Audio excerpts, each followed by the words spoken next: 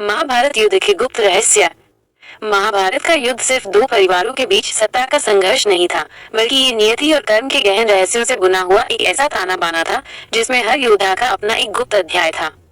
ये रहस्य युद्ध के मैदान से कहीं गहरे थे, जो समय के साथ इतिहास के पन्नों में छिप गए। संजय और उनकी दिव्य दृष्टि। महाभारत युद्ध में संजय ने वेदों और अन्य दिव्य विद्याओं का गहन अध्ययन किया था, जिसके बल पर वे धृतराष्ट्र के सबसे विश्वसनीय मंत्री बन गए थे। उन्हें एक ऐसी अलौकिक शक्ति प्राप्त थी जिसे आज की भाषा में टेलीपैथी कहा जा सकता है। इस शक्ति के कारण वे न केवल दूर बैठे युद्ध का सारा दृश्य देख सकते थे, बल्कि वे उसमें हो रहे हर संवाद और हर भावना को भी महसूस कर सकते थे। यही वजह थी कि गीता का उपदेश दो लोगों ने सुना, एक अर्जुन ने जिसने सीधे श्री कृष्ण से सुना, और दूसरा संजय ने जिसने उस क्षण को अपनी दिव्य दृष्टि से जिया। संजय की यह शक्ति धृतराष्ट्र को एक एक पल का हाल सुनाती रही, और इस तरह वे अपनी आंखों से न देख पाने के बाद भी अपने पुत्रों की हार और विनाश को महसूस करते रहे। अश्वत्थामा का अजय वरदान।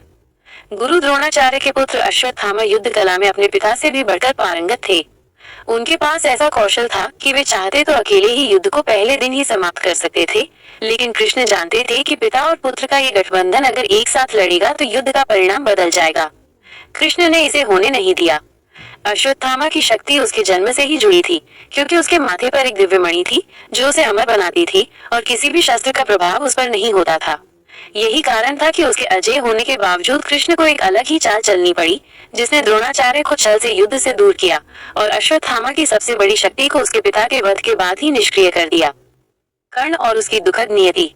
कर्ण सूर्यपुत्र होने के बावजूद अपनी नियति से जीवन भर लड़ता रहा।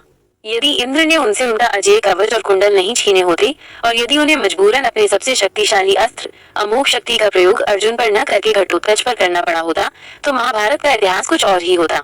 कर्ण को हमेशा से पता था कि वो अपनी शक्तियों का सही उपयोग नहीं कर पा रहा है। उसका जीवन दुख और अपमान से भरा हुआ था, और उसके हर निर्णय को उसकी नियति ने एक ऐसे मोड़ पर ला खड़ा किया था जहाँ वो हमेशा अपने लक्ष्य से चूक जाता था। कवच कुंडल का जाना और अमोघ शक्ति का व्यर्थ होना कोई संयोग नहीं, बल्कि उसकी उस दुखद नियति का हिस्सा था जो उसे अपने ही भाई के हाथों मरने को मजबूर कर रही थी। भीम और घटोत्कच का अमर बलिदान। पवन पुत्र भीम में हजारों हाथियों का बल था, लेकिन उनके पुत्र घटोत्कच की शक्ति उनसे भी कहीं अधिक अलौकिक थी। घटोत्कच का जन्म राक्षस कुल में हुआ था, लेकिन उसमें भीम का पराक्रम और उसकी माता हिडिंबा की दैवीय शक्तियां थीं। कृष्ण जानते थे कि घटोत्कच की शक्ति ही कर्ण के अमोघ अस्त्र को रोकने का एकमात्र साधन है। घटोत्कच ने अपनी जान की परवाह न करते हुए उस अस्त्र को अपने ऊपर लिया और अर्जुन के प्राण बचाए। उसका बलिदान सिर्फ एक योद्धा की मृत्यु नहीं थी, बल्कि ये वो निर्णायक क्षण था जिसने युद्ध के अंत को सुनिश्चित कर दिया था। इस तरह भीम ने अपने पुत्र को खोकर अपने भाई अर्जुन की रक्षा की, और इस बलिदान ने युद्ध को पांडवों की जीत की दिशा में मोड़ दिया। ये कहानी दिखाती है कि महाभारत का युद्ध सिर्फ हथियारों से नहीं, बल्कि नियति के ऐसे ही गुप्त रहस्यों से लड़ा गया था, जहाँ हर घटना का एक गहरा अर्थ और परिणाम था।